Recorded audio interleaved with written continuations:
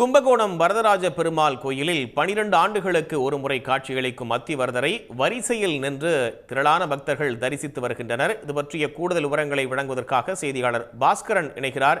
என்னென்ன ஏற்பாடுகள்லாம் செய்யப்பட்டிருக்கு, வரக்கூடிய பக்தர்கள் என்ன சொல்றாங்க பாஸ்கரன்?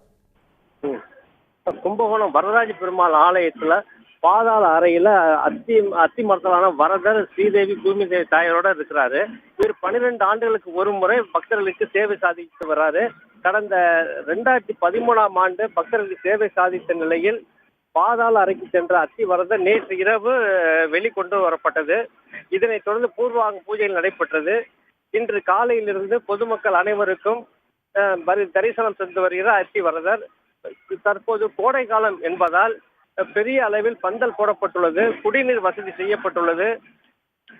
வெறும் பக்தர்கள் கூட்டத்தை கட்டுப்படுத்த காவல்துறையினர் பாதுகாப்பு பணியில் ஈடுபட்டுள்ளனர்.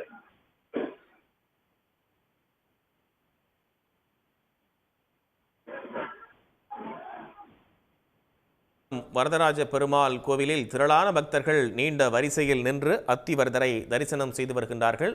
கள தகவல்களுக்கு நன்றி.